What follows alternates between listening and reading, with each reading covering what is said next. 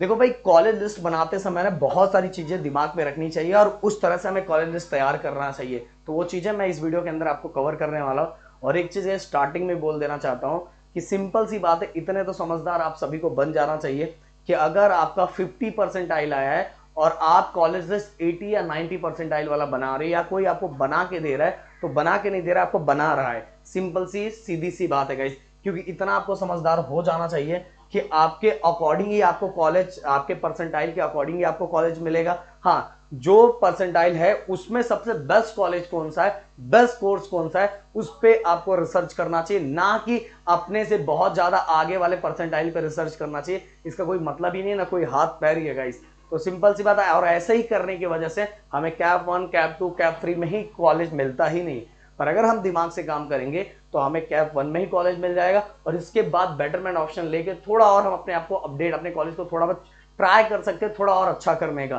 तो भाई इसलिए सोच समझ के, कैप 1 बहुत इंपॉर्टेंट है अच्छा कॉलेज पाने के लिए गाइस। तो क्या क्या हमें दिमाग में रखना चाहिए, उसके पहले गाइस तो सबसे पहले एक चीज दिमाग में रखो कि ये चैनल को सब्सक्राइब करके रख दो, क्योंकि यहाँ सभी चीजें मैं फ्री ऑफ कॉस्ट दे रहा हूँ, कोई चार्ज नहीं ले रहा हूँ। और इसके साथ ही मुझे भी अच्छा लगेगा कि आप सपोर्ट दिखाओगे। और दूसरी बात गाइस, कि पिछले साल जैसे हमने इंजीनियरिंग वाले बच्चों के लिए कुछ चीजें लॉन्च की थी, आप लोगों के लिए भी हमारा तो दूसरा चैनल दिखाई दे रहा है प्रदीप एकेडमी, उस पर भी लॉन्च करेंगे, तो फटाफट जाके सब्सक्राइब करके रख दो।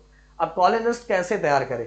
कॉलेज लिस्ट तैयार करने से पहले गाइस आपको एक चीज तो दिमाग में होना चाहिए कि घर का फाइनेंशियल कंडीशन कैसा है, सही है कैसा है, क्योंकि देखो आपसे ज्यादा किसी को नहीं पता है। बहुत बार ऐसा होता है, बहुत बार ऐसा होता है कि हमें कॉलेज तो अलॉट हो जाता है, बट कॉलेज अलॉट होने के बाद वहां के रहने का खर्चा, वहां के हॉस्टल का खर्चा, बाकी सब जो खर्चे हम झेल नहीं पाते। या तो बहुत बार ऐसा होता है कि हम, जैसे मान लो मैं बोईसर रहता हूँ, अगर किसी बंदे को ठाकुर कॉलेज अलॉट हो जाता है, तो ठाकुर कॉलेज में डेली आना जाना, डेली ट्रैवलिंग करके इंजीनियरिंग करना, ये बहुत ज़्यादा टेंशनदायक है। और टेंशनदायक होने के कारण वो बार बार, एक स्टार्टिंग में थोड़ा अच्छा लगता है, स्टार्टिंग में 1 महीना 2 महीना अच्छा लगता है, 1-2 महीने के बाद गाइस हमारा टेंशन बढ़ने लगता है कि भाई 5 बजे, क्योंकि जो हमारा इंजीनियरिंग लाइफ होता है ना भाई, इंजीनियरिंग लाइफ या फार्मेसी की मैं बात कर लेता हूँ, इंजीनियरिंग लाइफ भाई कॉलेज ना एकदम ऑफिस की तरह होता है। जितना ऑफिस टाइम उतना हमारा कॉलेज टाइम। फिर जब वहां से छूट के आओगे, इतने थके थके से रहोगे, फिर इतना लंबा ट्रैवलिंग करके आओगे, तो अपनी स्टडी कब करोगे? फिर से सुबह उठ के भागना पड़ेगा। तो भाई ये बहुत बड़ा टेंशन हो जाएगा, क्योंकि हम स्टार्टिंग में बोलेंगे नहीं नहीं पापा मैं ट्रैवलिंग कर लूंगा, टेंशन मत। फिर पापा को टेंशन कि वहां का खर्चा पापा उठा नहीं सकते, क्योंकि घर कंडीशन इतना अच्छा नहीं है। पापा उठा, मतलब रहता तो जरूर उठाते, पर भाई उतना है ही नहीं, तो कैसे उठाएंगे? तो पर हमने बोल दिया नहीं नहीं पापा मैं ट्रैवलिंग कर लूंगा, टेंशन मत लो आप। और बाद में ऐसा हुआ कि इतना लंबा रूट, इतने सब, और हमसे नहीं हो पा रहा, और बीच में जाके गाइस बहुत सारी चीजें खराब होने लगती है, हमारा पढ़ाई की वजह से फोकस हटने लगता है, केटी ये वो बहुत सारे टेंशन बढ़ने लगते हैं। तो भाई सबसे पहले ये जरूर सोच लेना कि घर का कंडीशन, अगर मैं कोई कॉलेज ले रहा हूँ, मुझे मिल रहा है, तो क्या मैं वहाँ के बाकी जो खर्चे हैं, अगर मुझे वो कॉलेज मिल जाता है तो बाकी खर्चे मैं उठा सकता हूँ?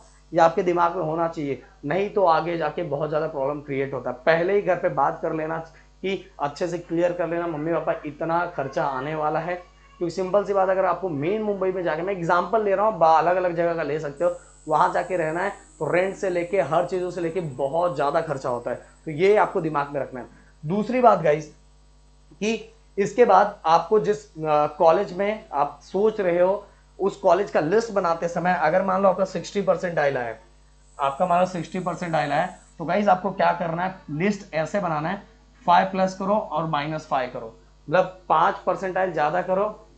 मतलब इतना ज्यादा फ्लक्चुएट तो होने वाला नहीं है, पर आप लिस्ट बना के रख लो, समझो इतना फ्लक्चुएट तो होता नहीं है, बट फिर भी आप लिस्ट बना के रखो, 5 ज्यादा और 5 कम, तो आपके पास एक अच्छा खासा लिस्ट बन जाएगा। और कॉलेज का कट ऑफ किस तरह से देखते हैं, वो ऑलरेडी मैंने, क्योंकि कैप 1 के लिए आपको पुराना वाला देख के उससे दिमाग लगाना पड़ेगा, तो वो ऑलरेडी मैंने वीडियो बनाया हुआ है, आप सर्च करोगे प्रदीप गिरी अपडेट पे तो आपको मिल जाएगा। तो सबसे पहली बात, इस तरह का कॉलेज लिस्ट बनाओगे। जब कॉलेज लिस्ट बनाओगे तो मैंने ये भी बोला कि सबसे पहले उनको सभी कॉलेजेस के बारे में घर पे बात कर लेना है। मम्मी अगर वो मुझसे दूर है, पापा मुझसे अगर दूर है, तो वहाँ का खर्चा ऐसा ऐसा है, क्या आप उठा सकते हैं या कर सकते हैं, या मतलब वो सभी डिस्कस कर लेना। इसके बाद गाइस, उस कॉलेज के अंदर क्या फीस है, क्या ट्यूशन फीस है, क्या हॉस्टल का खर्चा है, बाहर का क्या खर्चा, अगर मुझे बाहर रहना है, पीजी में रहना है, रेंट पे रहना है, तो क्या खर्चा है, वो सभी चीजें, वो सभी भी चीजें आपको, क्योंकि टाइम है, बाजू में लिखते जाना है। ओके।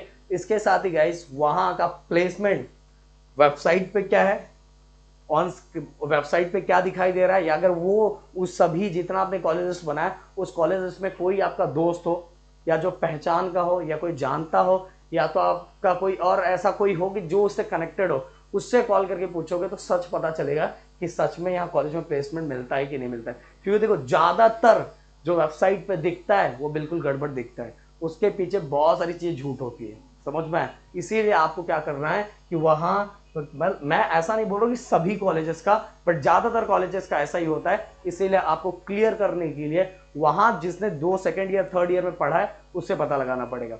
इसके साथ ही गाइस कि आपको यह भी पता लगाना पड़ेगा वहां कौन सा कोर्स है जो सबसे पॉपुलर है, जिस हर कॉलेज का ऐसा होता है कि कहीं सीएस ज्यादा पॉपुलर होता है, कहीं आईटी, कहीं केमिकल इंजीनियरिंग, तो हर कॉलेज का अपना अपना एक ऐसा कोर्स होता है जो सबसे पॉपुलर होता है। तो वो आप जब लिस्ट बना रहे हो तो उस लिस्ट में ये भी ध्यान रखो कि यहाँ कौन सा कोर्स सबसे ज्यादा अच्छा है, कि और इस कोर्स का प्लेसमेंट इस कॉलेज में सबसे ज्यादा है, ये भी आपको पता लगा लेना है। ओके, इसके बाद गाइस वहां वहां ये भी लगा, आप ये भी पता लगाओगे कि भाई वहां की बाकी एक्टिविटी किस तरह से होती है, बाकी एक्टिविटी में पार्टिसिपेट किस तरह से करवाया जाता है, वो भी रोल बहुत बड़ा है।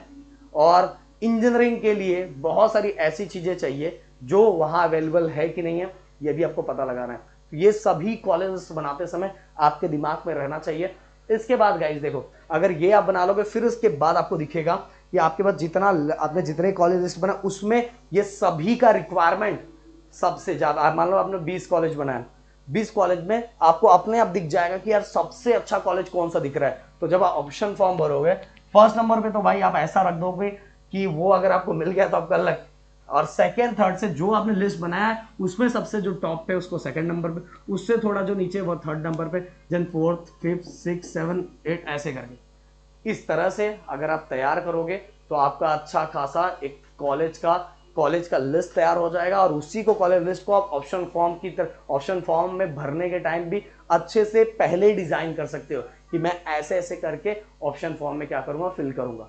ओके गाइस, तो बहुत सारी ऐसी चीजें, छोटी छोटी बातें हैं जो कॉलेज को तैयार करते समय, कॉलेज का ग्रेड क्या है, ये सभी चीजें आपको पता रहना चाहिए। और ये उसमें जब आप लिस्ट बना रहे हो तो उसके आगे आगे ऐसे लिखते जाओ। तो इस तरह से तैयारी करोगे तो भाई आपको कोई भी प्रॉब्लम नहीं आए, कोई भी टेंशन नहीं आएगा। छोटी छोटी बातें भी वहां का समझना है, जानना है। और जब आप कॉलेज का लिस्ट बना रहे हो, क्योंकि जब कॉलेज का लिस्ट बना लोगे ना तो आपके पास जो 20 कॉलेज हो जाएगा, तो 20 कॉलेज हो जाएगा आपके परसेंटाइल के अकॉर्डिंग 20 कॉलेज हो जाएगा। तो उस परसेंटाइल के अकॉर्डिंग जो 20 कॉलेज है। हाँ, एक चीज और गाइस, एक पहले से ही ये भी आपको डिसाइड कर लेना है कि आपको कॉलेज कहाँ लेना है, मुंबई में लेना है, पुणे में लेना है, कहाँ लेना है, वो पहले से डिसाइड, उसी का फिर कॉलेज लिस्ट बनाओ। पता चला पापा मम्मी पुणे जाने नहीं दे रहे हैं, मम्मी मुंबई जाने नहीं दे रही, आपको यहाँ करना है और बाद में आपको कॉलेज आजू बाजू में लेना है। अगर कॉलेज आजू बाजू में लेना है तो भाई पहले से वो डिसाइड करके उस पर काम करना स्टार्ट कर दो। अगर आप दूर जाने दे रहे हैं तो सिंपल सी बात है, पहले वो सब बात कर लो जो मैंने स्टार्टिंग में बताया, समझ में? इसकी बात कर लो, क्योंकि खर्चे आते हैं बहुत सारी चीज़ों को लेके। तो अगर और भी कोई डाउट है प्लीज़ कमेंट करके मुझसे पूछ सकते हो। मिलता है नेक्स्ट वीडियो में। थैंक यू सो मच, जय हिंद दोस्तों।